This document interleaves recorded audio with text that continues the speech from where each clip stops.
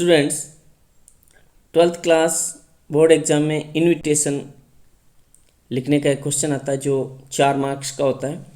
Invitation हम सब जानते हैं, ये निमंत्रण होता है जो किसी अवसर पर लोगों को दिया जाता है, जैसे शादी समारोह है, बर्थडे है, कोई किसी तरह की कोई पार्टी है आदि पे। इनविटेशन 2 तरह के होते हैं, फॉर्मल इनविटेशन, ये फॉर्मल इनविटेशन और इनफॉर्मल इनविटेशन। फॉर्मल मीन्स जो ऑफिशियल इनविटेशन दिए जाते हैं, ये किसी ऑफिस वर्क से दिए जाते हैं और ऑफिशियली नॉन लोगों को लिखा जाता है। इसमें जो लैंग्वेज यूज की जाती है वो point two point official language होती है। इनफॉर्मल लेटर नॉन ऑफिशियल लोगों को लिखा जाता है, इसमें कोई ऑफिस वर्क नहीं होता, पर्सनली नॉन लोगों को लिखा जाता है, इसमें जो व्यक्तिगत हम जानते हैं उन लोगों को लिखा जाता है। और इसकी जो लैंग्वेज अपन यूज करते हैं उसमें लव अफेक्शन वाली लैंग्वेज होती है। जब इनफॉर्मल लेटर लिख रहे होते हैं तो उसको थर्ड पर्सन यूज करते हुए लिखते हैं, जैसे he, his, him, she, her, they, there, them और नेम। उससे इसमें IVU का यूज नहीं करते हैं। एक एग्जाम्पल देखिए, Ankit has come out successful in the 12th class exams. He has decided to have a party for his friends.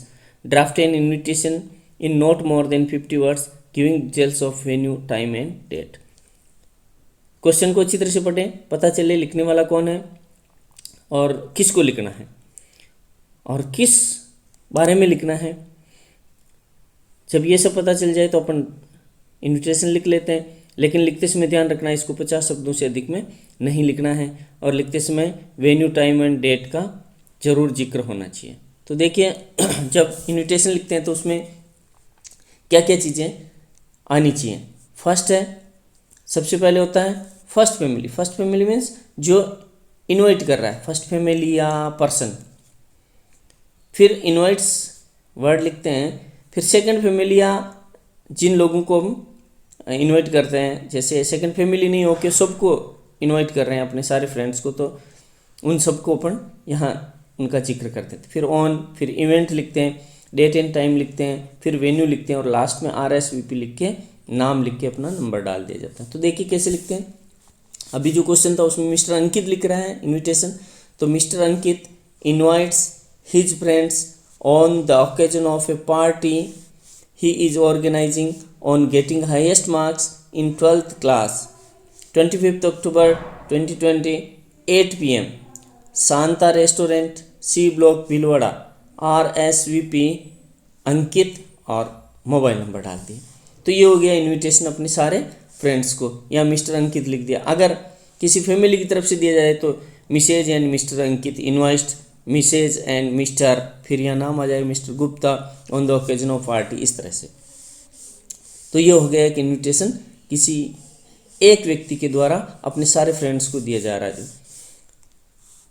अब आपका जो इनफॉर्मल इनविटेशन है उसमें अपन लास्ट में लिखा RSVP। ये वैसे एक यहाँ फ्रेंच वर्ड्स को यूज किया गया, लेकिन इसका मतलब होता है प्लीज़ रेस्पॉन्ड। यानी ये जो इनविटेशन लिखा जा रहा है, जिसको इनविटेशन मिलेगा वो इसके बारे में अपना रेस्पॉन्स देगा। रेस्पॉन्स यानी उसका रिप्लाई देगा। तो रिप्लाई उस इनविटेशन का 2 तरह का हो सकता है। एक्सेप्टेंस, या तो वो स्वीकार करेगा इनविटेशन कि हाँ मैं अटेंड करूँगा, या फिर रिफ्यूजल यानी मना कर देगा या डिक्लाइन कर देगा कि वो उसको स्वीकार नहीं करेगा। अगर स्वीकार नहीं करता तो उसको उसका रीजन लिखना है, कारण लिखना है कि वो क्यों नहीं आ पाएगा। तो देखिए इस एक्सेप्टेंस कैसे लिखते हैं।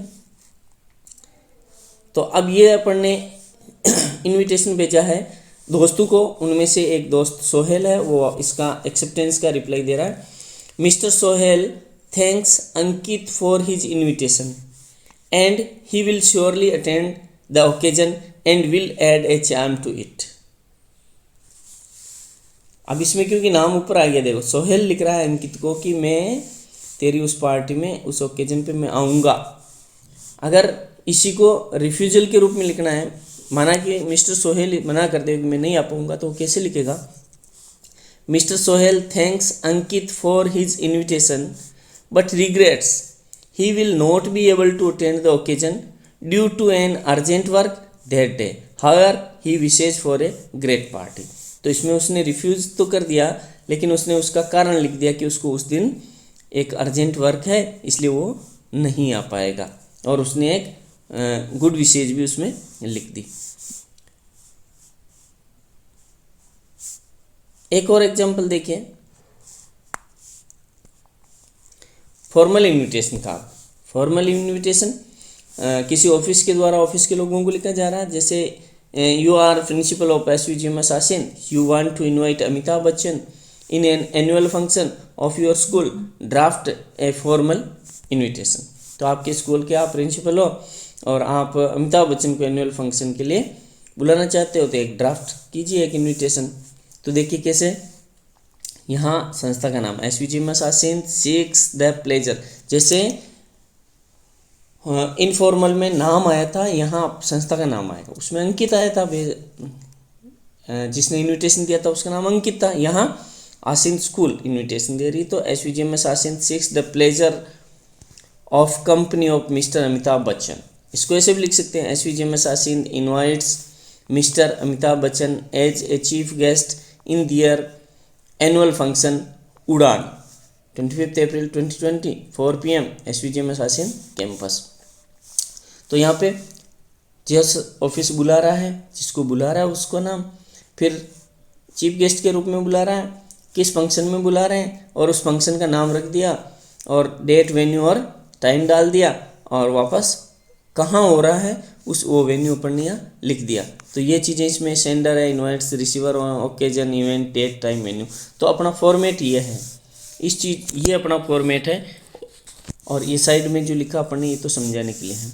अब अगर इस फॉर्मल इन्विटेशन का एक्सेप्टेंस लिखना तो कैसे लिखेंगे, तो मिस्टर अमिताभ इसका एक्सेप्टेंस रिप्लाई कर रहा है, mister Amitabh Bachchan thanks SVGMS Asin for their invitation and he will surely attend the function and will add a charm to it. उसी तरह से लिख दिया। तो यहाँ रिप्लाई देने वाला और यहाँ जिसको रिप्लाई दिया जा रहा है। अगर रिफ्यूजल लिखना हो तो कैसे लिखेंगे, mister Amitabh Bachchan thanks SVGMS Asin for their invitation but regrets he will not be able to attend the function due to an urgent work that time, however he wishes for a great function। तो इस तरह से उन्होंने reason लिख दिया और good wishes भी उसने लिख दी। तो ये हो जाता है अपने फॉर्मल जो इन्विटेशन होता है उनका एक्सेप्टेंस और रिफ्यूजल किस तरह से लिखते हैं।